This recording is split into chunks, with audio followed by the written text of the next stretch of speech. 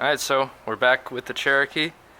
We're getting ready for our first serious off-roading at an off-road park. So one of the first things we want to do, because we kind of have a newer alternator on it, we're going to make an alternator skid plate. Let me get under here and show some of the ideas. So here's the alternator right here. Don't mind our super jank wiring.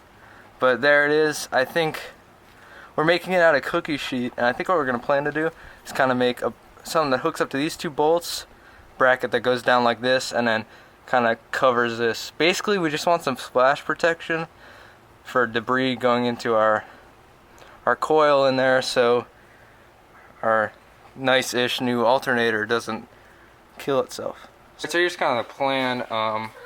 Alternator is going to be right here, and it's going to go down like this, and this is going to be the main.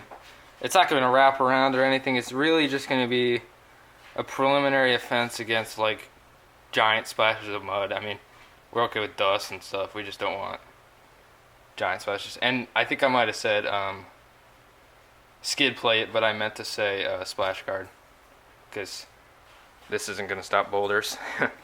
So here's our kind of outline, if you can see that, for the long part of this.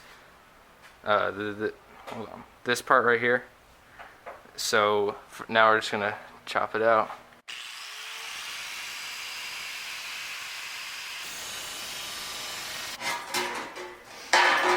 Alright, so now that this is cut out, we're going to deburr it and then start bending it and getting it into shape. Okay, so now we're marking up for our splash guard. So I just cut a piece of cardboard with the angle of the little bracket down here. So we're going to have this cut the cookie sheet at that angle, and then we're going to bend it kind of in a U, so it'll go up, then out, then down, which is then where we can attach the actual splash guard.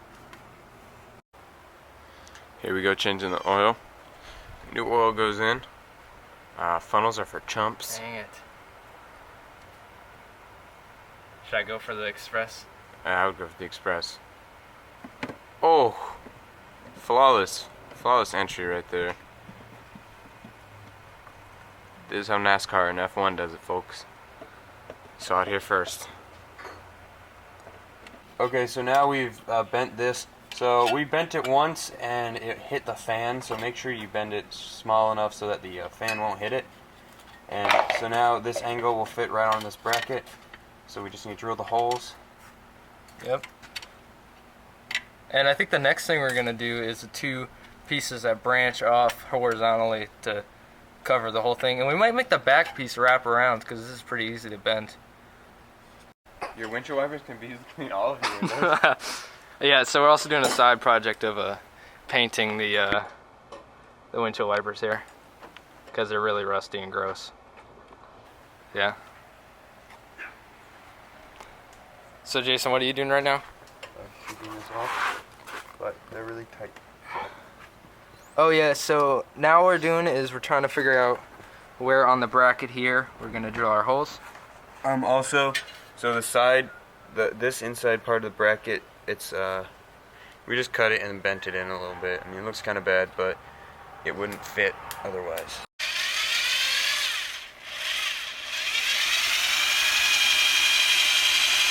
So we have that precision. We're probably just gonna have to hammer this out, but this cookie sheet material doesn't like having pressure on it, so it caved in. But anyways, we have the holes drilled for our alternator bracket bolts to kind of go in. We'll probably have to like bore it out a little bit. But yeah. Alright, so now we have it kind of bolted up, and I think now we're just gonna mark where to put our where we're gonna cut it, and then we'll do the riveted parts. Nice straight line. Alright, so now that this is cut, we need to figure out what size plates we're gonna do that go on like this for the next part of the shield. So once we get that, we'll be cutting them out and then riveting them on.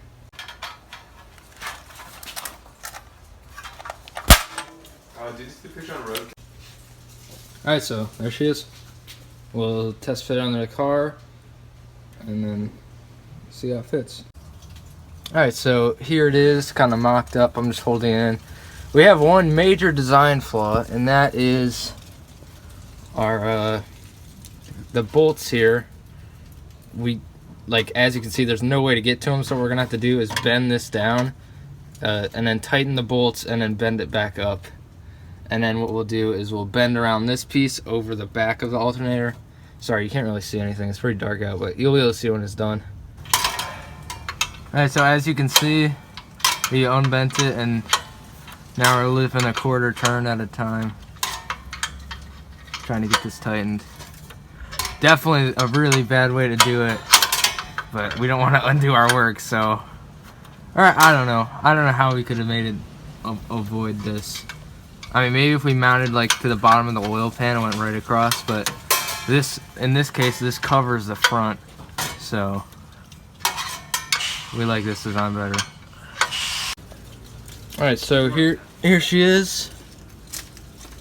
You might. It's in there. I mean, it's not pretty, but we paid $3 for it, so you get what you pay for. The last thing we're gonna do is like drill a 1/8 inch hole right here, and then just literally just put a zip tie between this hole right here in the frame and it to just kind of hold it. It's very secure, but we just wanted to hold it so it's. Alright, there's the zip tie on there.